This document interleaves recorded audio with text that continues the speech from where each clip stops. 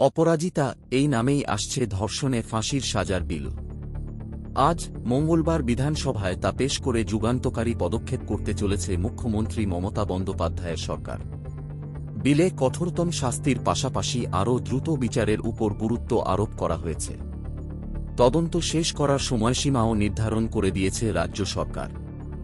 2-1 দিনের মধ্যে তদন্ত শেষ করতে হবে। প্রয়োজনে মিলবে অতিরিক্ত 1-5 দিন।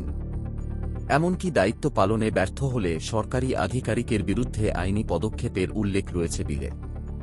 ইদানিং নির্যাতিতার ছবি থেকে ফেক ভিডিও ছড়িয়ে পড়েছে সোশ্যাল মিডিয়ায়।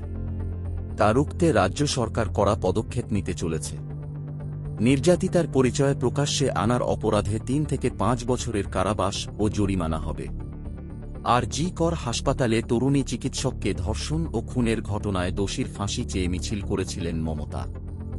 গত 2 আগস্ট দলের ছাত্র সংগঠনের কর্মসূচিতেই ঘোষণা করেন ধর্ষণ বিরোধী বিল আনবে তাঁর সরকার।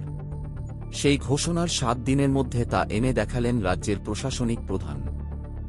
নাম the Aparajita woman and child West Bengal criminal lodge amendment bill 2024। সোমবার বিধানসভার বিশেষ অধিবেশনে বিধায়কদের মধ্যে বিলটি বিতরণ করা হয়। আজ সেটির উপর 2 ঘণ্টা আলোচনা হবে।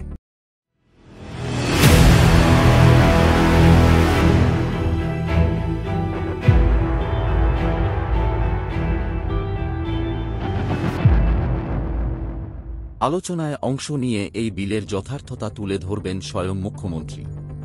ভারতীয় ন্যায় সংহিতায় রাজ্যের হাতে যে ক্ষমতা রয়েছে তার উপর ভিত্তি করেই এই বিল এনেছে সরকার। তাতে মহিলা ও শিশুদের সুরক্ষার উপর সর্বাধিক গুরুত্ব দেওয়া হয়েছে। বিলে উল্লেখ আছে, ধর্ষণের ঘটনা প্রমাণিত হলে শাস্তি আজীবন কারাবাস অথবা মৃত্যুদণ্ড এবং জরিমানা। এটি জামিন অযোগ্য অপরাধ হিসেবে বিবেচিত হবে। এছাড়াও ধর্ষণ ও খুনের ঘটনায় মৃত্যুদণ্ড এবং জরিমানা হবে। গণধর্ষণের ঘটনায় জামিন অযোগ্য অপরাধ হিসেবে আজীবন কারাবাস অথবা মৃত্যুদণ্ড এবং জরিমানার শাস্তি হবে দোষীর। বিলে নাবালিকার বয়স উল্লেখ করে দোষীর শাস্তির বিধান আলাদাভাবে চিহ্নিত করা হয়েছে। অভিঘাত বুঝে 2-0 বছর, এমনকি আমৃত্যু কারাবাসের সংস্থান রয়েছে সেখানে। এছাড়াও মৃত্যুদণ্ড এবং জরিমানা পর্যন্ত হতে পারে। অ্যাসিড হামলার ক্ষেত্রে আলাদা শাস্তির বিধান রয়েছে বিলে।